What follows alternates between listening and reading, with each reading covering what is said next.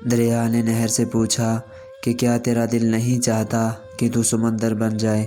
تو نہر نے جواب دیا کہ بڑا بن کر کھارا ہو جانے سے بہتر ہے کہ میں چھوٹا رہ کر میٹھا رہوں۔ آسمان پر اڑتے ہوئے پرندے سے کسی نے پوچھا کہ کیا تمہیں زمین پر گرنے کا ڈر نہیں؟ پرندے نے جواب دیا، میں انسان نہیں جو ذرا سی بلندی پر جا کر اکڑ جاؤں، نظریں میری زمین پر ہی ہوتی ہیں۔ کسی مشکل میں کسی بزدل سے کوئی مشورہ مت کرنا، کیونکہ وہ تمہاری بچی ہوئی ہمت کو بھی ختم کر دے گا۔ انسان کو اچھی سوچ پہ وہ انعام ملتا ہے جو اچھے اعمال پہ نہیں ملتا، کیونکہ سوچ میں دکھاوا نہیں ہوتا۔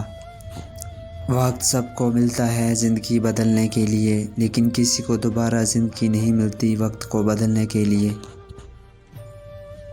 یہ نہ سوچو کہ اللہ تمہاری دعا کو فوراً قبول کیوں نہیں کرتا، یہ شکر کرو کہ وہ تمہارے گناہوں کی سزا فوراً نہیں دیتا۔ اپنی سوچ کو پانی کے قطروں سے بھی زیادہ شفاف رکھو، کیونکہ جس طرح قطروں سے دریا بنتا ہے اس طرح سوچوں سے ایمان بنتا ہے۔ اے انسان، تیری زندگی ایک کتاب ہے، تم اپنے ہاتھوں سے ایسی کتاب لکھنا کہ جس کو پڑھتے ہوئے قیامت کے دن کوئی شرمساری نہ ہو۔ اگر کوئی تم سے بھلائی کی امید رکھے تو اسے مایوس مت کرو، کیونکہ لوگوں کی ضرورت کا تم سے وابستہ ہونا تم پر اللہ کا خاص کرم ہے۔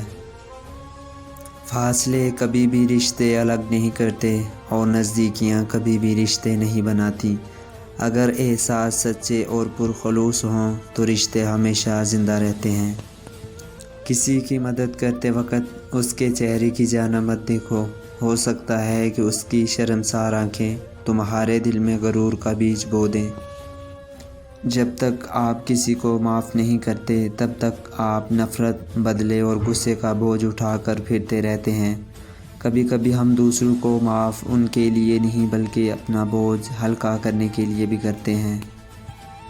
جسے اللہ تعالیٰ اپنی محبت عطا کرتا ہے اسے پھر کسی اور چیز کی خواہش نہیں ہوتی، اور جسے وہ دنیا عطا کرتا ہے تو اس کی خواہش اس کی بھوک بن جاتی ہے جو کبھی ختم نہیں ہوتی۔ کسی کو کمزور اور حقیر نہ سمجھو، کیونکہ راستے میں چھوٹا سا پتھر بھی آپ کو منہ کے بل گرا سکتا ہے۔ ہمیشہ اس انسان کی بہت عزت کرو جو آپ کو نہایت ناپسند ہو، کیونکہ ہو سکتا ہے کہ آپ کی عزت کرنے سے اس کا کردار بدل جائے۔ ماچس کی تیلی میں سر تو ہوتا ہے پر دماغ نہیں ہوتا، اس لیے ذرا سی رگڑ سے بھڑک تو اٹھتی ہے پر انجام اپنی ہی آگ میں جل کر خاک ہو جاتی ہے۔ حاسد کا بھی کچھ ایسا ہی حال ہوتا ہے۔ مینڈوں کو چاہے سونے کی بنی کرسی پر ہی بٹھا دیں پر وہ چھلانگ لگا کر واپس دلدل میں ہی جانا پسند کرتا ہے۔ جنازے میں شامل ہونے کے لیے لوگ دوسرے ملکوں سے بھی آ سکتے ہیں، جبکہ فرض نماز کے لیے پاس کی مسجد میں بھی جانا مشکل لگتا ہے۔